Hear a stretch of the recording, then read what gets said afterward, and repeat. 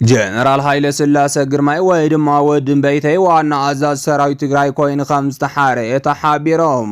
ሚኒስትር አማኻሪ ጉዳያት ምብራቅ አፍሪካ አቶ ጌታቸው ረዳ ምስ ላዕለዎት ሰብ መዝ ፌደራልን ኣብ ኢትዮጵያ ዝርከቡ ዲፕሎማትን መጻኢ ሰሙን መቐለ ከም ዝመጹ ተፈሊጦም ኣብ ትግራይ ዘሎ ፋይናንሳዊ ሕጽረት ንምፍታሕ ውሽጣዊ ሃፍታት ናብ ሓደ ማእኸል ምእካብን ብሓባር ምውፋርን የድሊ ክብል ምክትል ፕሬዝዳንት አይተ አማኑኤል አሰፋ ገሊጾም مغلز كاد زتا مس وكيلات فيدرال ودب حوحات كيتعدم تاريفهم አርስተ ዜናና ነዚኦም ይመስሉ ነሮም እዚ ሕብረት ሚዲያ ኔትወርክ ዩዝ خبركم ተኻተልተና ከሳም ወዳታ ሙሉ ትሕስተና ከተካተልና በخبر እንደዓደምናም ሕዚ ድማ ናብ ዋና ዝርዝር ዜናና ክንሓልፍ ጀነራል ኃይለ ሥላሴ ግርማይ ወይ ድማ ወድን በይተይ ዋና አዛዝ ሰራዊት ትግራይ ኮይኑ ከም ዝተሓረየ ተሓቢሮም ኣብ ዝሓለፈ ወራር ህዝብ ትግራይ ሓደ ካብ ዋና አመራርሓ ሰራዊት ትግራይ ዝነበረ ጀነራል ወድን በይተይም ሎሚ ድማ ዋና አዛዝ ሰራዊት ትግራይ ምዃኑ ይሕበር ኣሎም እዚ ጀነራል በዘለዓለ ብልሒ መሪሕነቱ ዝፍለጥ ኮይኑ በጸላም ፈታውን ኣዝዩ ዘለዓለ ሹሙን ዝናን ዘለዎ ምዃኑ ይነገረሎም ኣብ ዝተፈላለዩ ውሳነታት ትግራይ ይኹን እቲ ሰራዊት ድማ ዘለዓለ ተጽዕኖ እንዳገበረ ምምጽኡ ብስፍሓት እንዳተገለጸ ይርከብ እቲ ጀነራል ኣብ ትግራይ ካብ ዘለዋ ዘለዓለ ግንባራት ካብ ዝሽፍና በግንባር ደቡብ ዝርከብ ክፋል ሰራዊት ትግራይ እንዳመረሐ ጸኒሖም ከም ዝፍለጥ ዋና አዛዝ ሰራዊት ትግራይ ድማ ጀነራል ታደሰ ወረደ ኮይኑ ድሕሪ ምጽንሖም ጀነራል ታደሰ ወረደ ናብ ስልጣን ፕሬዝዳንትነት ድሕሪ ምምጽኡ ድማ አዛዝ ሰራዊት ትግራይ ብዕሊ ከይተፈልጠ ጸኒሖም ናይ ዝዋና ምኽንያት ድማ ውዕሊ ሰላም ፕሪቶሪያ ኣብ ትግራይ ፍሉይ ሓይሊ እምበር ሰራዊት ከይህሉ ስለዝእዘዝ ዋና አዛዝ ሰራዊት ክህሉ ምግባር ወይ ድማ ዕላው ምግባር ካብ ጥቕሙ ጉድኣቱ ስለዘመዝን ከይተነገረ ጸኒሖም ይኹን እምበር ሎሚ ፌደራል መንግስቲ ንውዕሊ ሰላም ፕሪቶሪያ ብግልጽ ጥሒሶም ንትግራይ ዘጥፍ ምንቅስቃሳት እንዳካየደ ስለዘሎ ህዝብን ሰራዊትን ንምውዳብ ዋና አዛዝ ሰራዊት ትግራይ ዕላው ምግባር ወሳኒ ኮይኑ ተረኺቡሎም በመሰረት ድማ ጀነራል ኃይለ ሥላሴ ግርማይ ወይ ድማ ወድን በይተይ ዋና አዛዝ ሰራዊት ትግራይ ኮይኑ ተሓሪዩ ከም ዘሎ ተሓቢሩሎም እዚ ድማ ትግራይ ንዝመጽእ ሰላማዊ ይኹን ብረታዊ ቃልሲ ዓቕማ ወዲባ ንምጽናሕ ከም ዝሕግዝ እንዳተሓበረ ይርከብ ዝተዋደደ ሓይልን ሓድነትን እንትህልው ካብ ዝመጽእ ወራርን ምስ ኣብ ብሄራዊ ጥቕምን ስለዘድሐነ ዓቕሚ ትግራይ ገምጊሙ ውዕሊ ሰላም ዘፍርስ ዘሎ ኣብይ ድማ መንገዲ ሰላም ክሕዝ ከም ዝገብሮ ተሓቢሩሎም ብመሰረት ድማ ትግራይ ሎሚ ዋና አዛዝ ሰራዊት ትግራይ ሸይማ ከም ዘላን ውዳበ ሰራዊት ትግራይ ከም ዝጠናኸረን ካብ ትግራይ ዝሰማዕናዮ ሓበሬታ የረድም ብኻልእ ዜና ድማ ኣብ ዘፈር ቢሮ ሕርሻ ሃብቲ ተፈጥሮን ትግራይ $50 ቢልዮን ዕንወት ከም ዝበጽሐ መጽናዕቲ ቢሮ ኣመልኪቶም ቢሮ ሕርሻን ሃብቲ ተፈጥሮን ትግራይ ኣብ ህሉ ኩነታት ሕርሻን መጻኢ አንፈታትን ፕሬዝዳንት ግዚያዊ ምሕዳር ትግራይ ምስ ካቢኔ ሓዊሱም ላዕለዎት ኣመራርሓ ካብ ክልል ክሳብ ወረዳ ክኢላታት ሕርሻም ላዕለዎት ትካላት ትምህርትን ማእኸላት ምርምርን ካልኦት መዳርግቲ ኣካላትን ኣብ ዝተረኸቡሉ መድረኽ ዘተ የሳልጣሎም ሓላፊ እቲ ቢሮ ኣይተ ዓለም ብርሃን ሃሪፈዮ ህልው ኩነታት ሕርሻን መጻኢ አንፈታትን ኣመልኪቶም ኣብ ዘቕረብዎ መበገሲ ጽሑፍ ከም ዘፈር ቢሮ ሕርሻን ሃብቲ ተፈጥሮን ትግራይም $49.86 ቢልዮን ዕንወትን ክሳራን ከም ዝበጽሐ ኣፍሊጦም ጥማር ገምጋም ሕሉፍ ዓመትን ስርርዕን መበገስታት ልምዓትን ስግግር ሕርሻን ህልው ኩነታት ሕርሻን ሃብቲ ተፈጥሮን ስትራቴጂክ አንፈታት ልምዓትን ስግግርን ዓበይቲ ሽቶታት ዓመተ 2018 ዓመተ ምህረት ወነ ቀሪባም በሐፈሻዊ አፈጻጽማ መደባት ቢሮ ሕርሻን ሃብቲ ተፈጥሮን ዞባታት ሰሜን ምዕራብ ደቡብ ማእኸላይ ደቡብ ምብራቕን ምብራቕ ትግራይን በቀደም ሰዓብ ካብ ቀዳማይ ከሳ 5 ተሰሪዐን ወረዳሃት እንዳባ ጻሕማ ራይ ዓዘቦን ዛናን ታሕታይ ቆራሮን ድማ በአፈጻጽማ ቢሮ ሕርሻን ሃብቲ ተፈጥሮን ኣብ ቅድሚት ተሰሪዐን ቅድሚ ኩናት 74 ሚኢታዊ ምግቢ ሕሱኑ ኣረጋጊጹ ዝነበረ ህዝቢ ትግራይ ድሕሪ ኩናት ናብ 16% ምውራዱ እቶም ሓላፊ አብሪሆም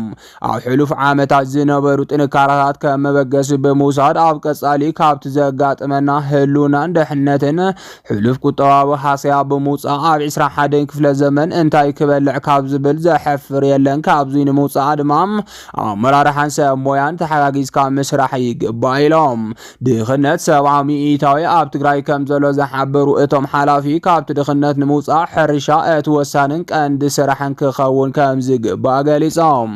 ዓርሰ ምርኮሳን ምትሕጋዝን መሰረት ዝገበረ ዳግመ ሕውየት ሕርሻ ምርጋፅ ዋኒን ኩሉ ትግራዋይ ምዃኑ ድማ ሓቢሮም ቅድሚ ጽንተታዊ ኩናት ከ2119 ትራክተራት ዝነበራ እንትኾና እተን 1999 ወይ ድማ 94 ሚኢታዊ በቲ ኩናት ተቃጺለንን ተወሲደንን ሕዚ 415 ጥራሕ ምትራፈን ሓቢሮም እቲ መድረኽ ዘተፍርያትን መፍረያይነትን ንምዕባይ ዝኾነት መራሒ ስድራ መሬታ ከተወፍር የብላን ብዝብል ቴማ ኣብ ህልው ኩነታት ሕርሻ መጻኢ ኣንፈታትን ጠሚቱ የቕጽላሎም ሚኒስትር አማኻሪ ጉዳያት ምብራቅ አፍሪካ አቶ ጌታቸው ረዳ ምስ ላዕለዎት ሰብ መዚ ፌደራልን ኣብ ኢትዮጵያ ዝርከቡ ዲፕሎማትን መጻኢ ሰሙን መቐለ ከም ዝመጹ ተፈሊጦም እቶም ልኡኻት ፌደራል ምስ ሰበስልጣን ግዚያዊ ምምሕዳርን ተወከልቲ ውድባትን ኣብ እዋናዊ ጉዳይ ኣዲቦም ከም ዘተዩ ዝተረኸበ ሓበሬታ የመላኽት ከም ዝፍለጥ አቶ ጌታቸው ረዳ ድሕሪ ምልቃቕ ካብ ስልጣኑ ናብ ትግራይ ተመሊሱ ኣትዩ ከም ዘይፈልጥ ዝዝከርዮም ዝኾነሉ ድማ ምስ ኣባላት ውድብ ሕወሓት ይኹን ምስ ሓደ ኣመራርሓ ሰራዊት ከም ዝተባእሰ ስለ ዝንገረሉ ምዃኑ ይሕበር ነስዒቡ እውን እዩ ናብ መቐለ ከም ዘይተመለሰ ዝንገረሎም አቶ ጌታቸው ረዳ ኣብዚ ሕጂ ሰዓት ኣብ ኢትዮጵያ በሚኒስትር ደረጃ ኣማኻሪ ቀዳማይ ሚኒስትር ጉዳያት ቀርኒ አፍሪካ ዝብል ስልጣን ተቐቢሎም ነቲ ሃገርን ስርዓትን ምግልጋል ካብ ዝጀመረ ዝዝከርዮም ብመሰረት ድማ ዋና ፈጻሚ ጆኖሳይድ ትግራይ ዝኾነን አንጻር ህዝቢ ትግራይ ዝሰርሕን ኣብይ ኣሕመድ ብጌታቸው ረዳ ክማኸር ብዙሕ ሰብ ንኽቕበሎ ከም ዝሽገር ይንገረሎም ነስዒቡ እውን አቶ ጌታቸው ረዳ ዓርሱ ንኣብይ ኣሕመድ ሸይጥዩ እንዳተባሃለ ዝውቀስ ዘሎም ብተወሳኺ እውን ኣብ ዝተፈላለዩ ግዜያት ዝሃቦም ቃለ ምሕተት ሓዊሱ አቶ ጌታቸው ረዳ ምስቶም ኣብ ትግራይ ዘለው ብፀቱ ከም ዝተባእሰ እዩ ዝሕበር ዘሎም ይኹን እምበር ሎሚ ድሕሪ ብዙሕ ዓዋርሕ አቶ ጌታቸው ረዳ ናብ ትግራይ ክምለስ ምዃኑ እንዳተሓበረ ይርከብ ዝምለሰሉ ዘሎ ምክንያት ድማ ናይ ፌደራል ተልእኮ ሒዙ ኮይኑ ምስ በዓል ጀነራል ታደሰ ወረደ ከም ዝዛተተ ሓቢሮሎም ይኹን እምበር ኣብቲ ተልእኮ ጌታቸው ረዳ ንኣመራርሓ ግዚያዊ ምምሕዳርን ከምኡውን ንሓደ ውድባት እንዳኣምበር ምስ ወኪላት ሕወሓት ከም ዘይራኸብ ተሓቢሮም እዚ ድማ ብትእዛዝ ፌደራል መንግስቲ ዝተወሰነ ከም ዝኾነ እንዳተገለጸ ይርከብ ፌደራል መንግስቲ እዚ ዝገብረሉ ድማ ሕወሓት ብቦርድ መረፃ ኢትዮጵያ ኣፍልጦ ስለዘይብሉ ምስ ናይ ፌደራል ሰባት ክመያጥ ከም ዘይግብኦም ካብ ዝብል መበገሲ ሓሳብ ዝተለዓለ እዮም ዋና ዓላማ ናይዚ ድማ ፌደራል መንግስቲ ኣብ ልዕሊ ትግራይ ውግእ ንምኽፋት ዕላማ ስለ ዘለዎ እዩ እንዳተባሃለ ይቃላሓሎም ምክንያቱ ድማ ምስ ትግራይ ውግእ ስለ ዝደለየን ግን ድማ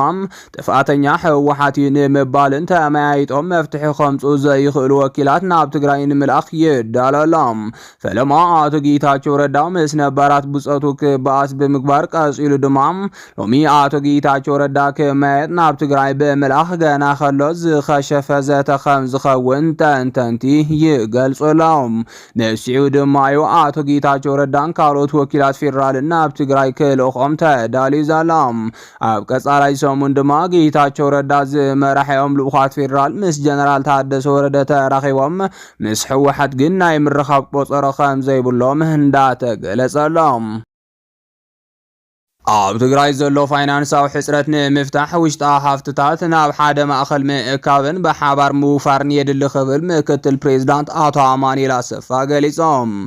ቢሮ ፋይናንስን ምትሕባር ሃብትን ትግራይ ዘዳለወ መድረኽ ምክክር ምትእኻብ እቶት የሳለጣሎም ኣብቲ መድረኽ ዝተረኸቡ ምክትል ፕሬዝዳንት ግዚያዊ ምምሕዳር ትግራይ ኣይተ ኣማኑኤል ኣሰፋ ብመሰረት ስምምዕ ፕሪቶሪያ ናብ ንቡር ናይ ምምላስ ስራሕ ክስራሕ ዝግባእ እኳ እንተነበረ ብኣንጻሩ ግን ካሊእ መልክዕ ዘለዎ ፅንተት ይፍፀም ከም ዘሎ ኣፍሊጦም ትግራይ ንምድቃቕን ንምብህታንን ብምዕላም ዝተመደበ በጀት ምዕፃው